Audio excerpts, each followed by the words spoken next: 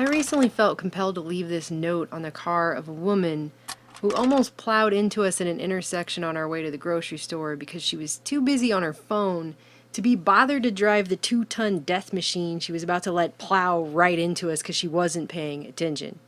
And that's something that happens pretty much on a weekly basis anymore, that we have to try and avoid people who cannot drive their car because they have to be on the phone, possibly killing themselves or killing us.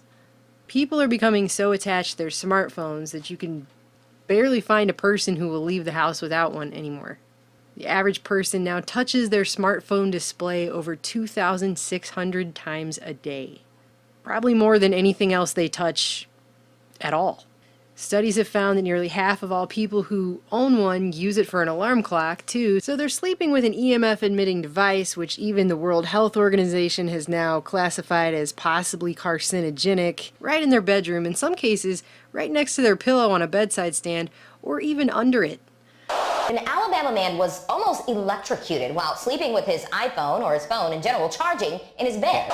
Our whole society is being edited around having a smartphone now. Signs have been put up at college campuses to remind students to look up. That's a thing that exists now. And the Department of Transportation, and probably every state in this country, are constantly putting up signs on the side of highways reminding people if they text and drive, they could likely kill themselves or someone else. We got a text. It's from that cute guy Patrick. Look. Ooh la la.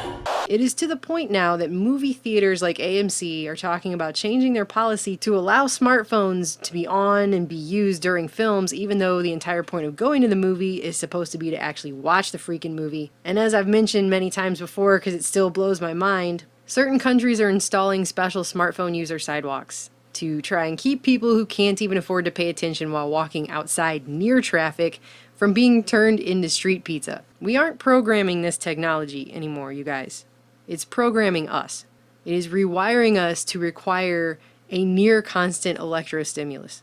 So here are just 5 examples of how this is changing us, rewiring us, engineering us. First, you have the rise of the constant checker. You've seen these people in public, I guarantee it. It's the person that even when they set their phone down, say at the table or something like that at a restaurant while they're eating, they still have to continuously touch it anyway, even if they're not actually looking at it. Studies have shown that 43% of people in America, and I'm sure this trend probably holds for developed nations, are considered constant checkers, which is probably on the increase. People who constantly, obsessively have to check their phone, their email, their Facebook, their Twitter, their Instagram, their text, online news sites, whatever it is, they cannot live a normal life anymore without their phone with them all the time. Studies on these people actually show they have a significantly higher level of stress than people who don't do this to themselves, with over 40% of them realizing that they're basically addicted to the stimuli and that it might have a negative effect on their physical and mental health. But they continue to do it anyways because they just cannot help it. Then this just came out, brain drain, a study that showed that the mere presence of a smartphone in a room doesn't even have to be, you don't even have to be using it. Just having it in the room for a large number of people actually reduces cognitive capacity just by being in the room. So don't even have to be on the phone, but just the fact that what they called an attractive high priority stimuli like the smartphone being there in the room is enough to drain mental resources for a lot of people. And how they figured this out was they had college students, they put them in a room, and some of them had the phone in the room with them either on a desk or in a bag or in a pocket. And then they had them do math problems, and they had another group of college students and they put the smartphone in another room entirely. And the students who had their phone in the other room did significantly better on the test. It was simple math problems, it wasn't hard stuff. But what they also found on the test is that people who had the phone in the room answered that they thought the phone being there had no effect on them, which also shows a contrast between what people think and the actual reality. And speaking of an effect on reality, Twitter rumors have caused everything from a run on the banks in Kazakhstan to the fact that Facebook has now been referred to as the best human research lab ever. And as Kashmir Hill of Forbes points out, there's no need to get experiment participants to sign pesky consent forms, as they've already agreed to Facebook's data use policy. A team of Facebook data scientists are constantly coming up with new ways to study human behavior through the social network. And I know I've pointed this out in videos before, but I think it's so important. And considering now that Facebook has just hit an average of 2 billion users per month, it bears repeating that in 2002, Facebook ran a random experiment on nearly 700,000 users for a week, where they would show them either positive, happy stuff in their feeds or negative, depressing stuff in their feeds. And what do you know? The people with the happy feeds posted happy posts, and the people with the negative stuff tended to post angry, depressing stuff. So it isn't just that people are addicted to checking it every other 5 minutes, but Facebook has proven with quite a large sample group for any psychological research study that it can manipulate people's emotions. They have that power, and now they've got 2 billion users a month with which to do it.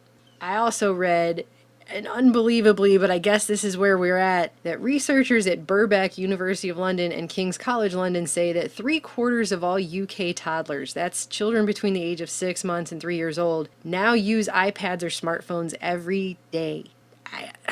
6-month-olds using iPads every day. I mean, just that's what's going on. And I don't know how many times I've personally seen this, but we'll be sitting down to dinner at a restaurant and a mother will come in, plunk her small kid down, and immediately prop up an iPad right in front of his face and then pull out her phone.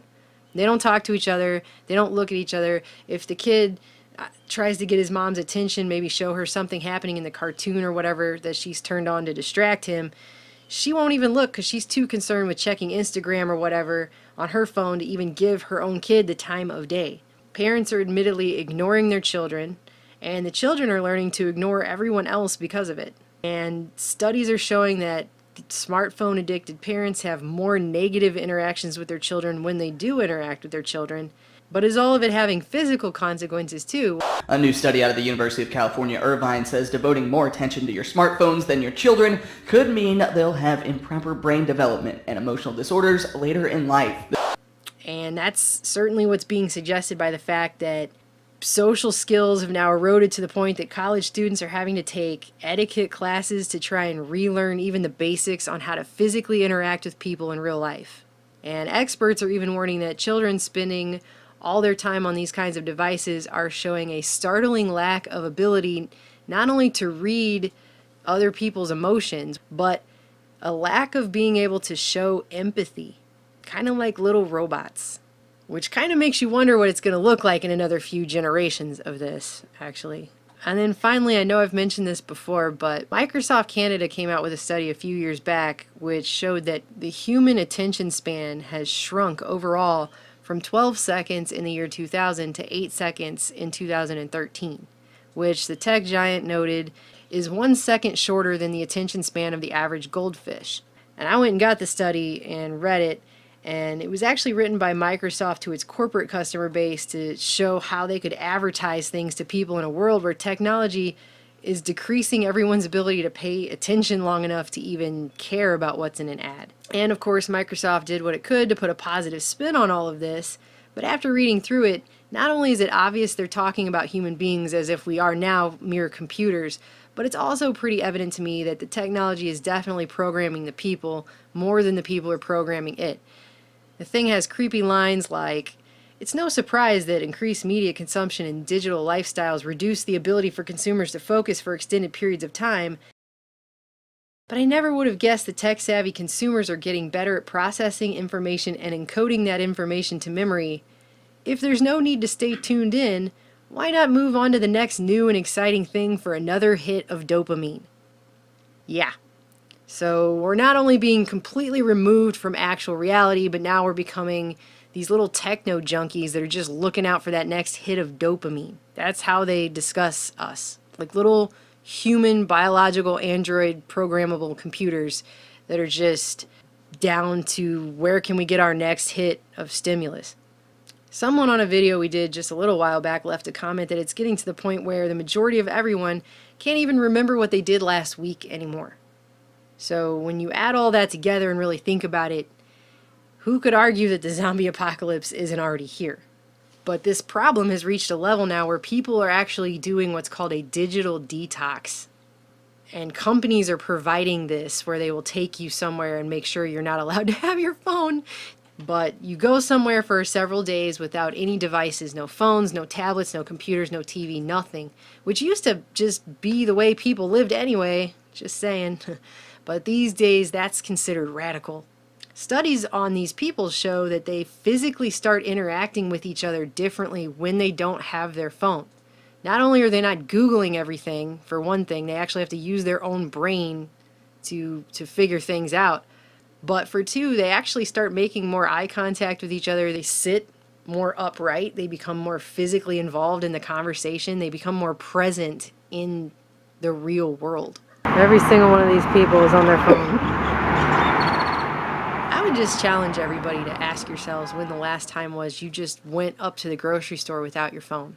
I mean, I've asked people in my own life when the last time they tried it, and what I hear all the time from people is, what if something happens? I lived on this planet for 2 decades without a cell phone, and hardly ever did something happen that I had to know what that was while I'm trying to buy broccoli or something. Or did I have to be interrupted with beeps and texts and calls while I'm trying to just buy some food, which is a basic thing you need to survive.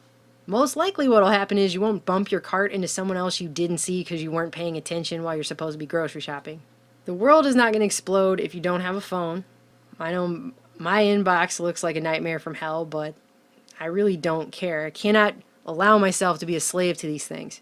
Sometimes you just have to turn it off, go outside, ground yourself, stare at a tree, as my dad used to say. We don't have to become dehumanized, programmed biological androids who only know how to interact with each other through a technological medium and who are just looking for that next hit of electro-stimulus dopamine. We don't have to be dehumanized down to that level by our technology. As technology advances, it's going to begin encroaching on us more and more, and ultimately invading our bodies and our brains. But we don't have to give up our humanity. But looking around, I'm just really worried that a lot of people will.